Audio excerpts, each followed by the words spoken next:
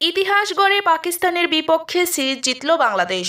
দ্বিতীয় টি-20তে মিরপুরে টস হেরে আগে ব্যাট করতে নেমে নির্ধারিত ২০ ওভারে সবকটি উইকেট হারিয়ে ১৩৩ রান করে বাংলাদেশ।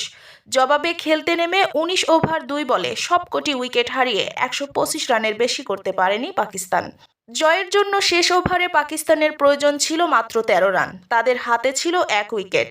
মুস্তাফিজের করা ওভারের প্রথম বলেই বাউন্ডারি হাঁকিয়ে সমীকরণ সহজ করেন দানিয়েল। পরের বলেও উড়িয়ে মেরেছিলেন এই ব্যাটার। তবে এবার বল যায় সরাসরি মিড উইকেটে দাঁড়িয়ে থাকা শামীমের হাতে। তাতে ৮ রানের জয় পেয়েছে বাংলাদেশ। এই জয়ে প্রথমবারের মতো পাকিস্তানের বিপক্ষে একাধিক ম্যাচের টি-20 সিরিজ জিতেছে বাংলাদেশ। এর আগে ব্যাট করতে নেমে ভালো শুরু পায়নি বাংলাদেশ।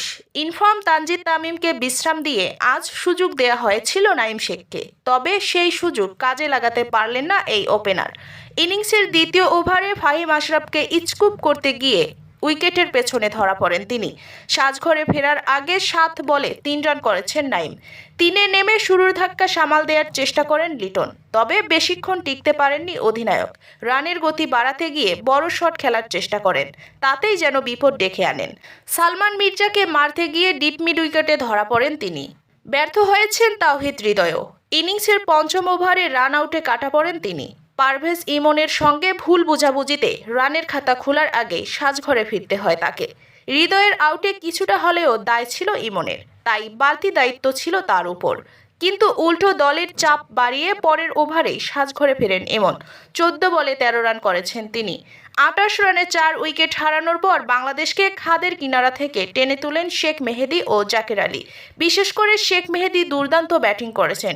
সাম্প্রতিক সময়ে ধীরগতির ব্যাটিংয়ের জন্য সমালোচিত হওয়া এই ব্যাটার আজ দারুণ ব্যাটিং করেছেন। ২৫ বলে ৩৩ রান করে মেহেদী ফিরলে ভাঙে ৫৩ রানের জুটি। এরপর শামীম হোসেন, তানজিম সাকিব ও রিশাদ হোসেনরা দ্রুত ফিরলেও এক প্রান্ত আগলে রেখে দারুণ ব্যাটিং করেছেন জাকের আলী। ৪৬ বলে স্পর্শ করেছেন ব্যক্তিগত ৫০। সব মিলিয়ে ৪৮ বলে তিনি করেছেন ৫৫ রান।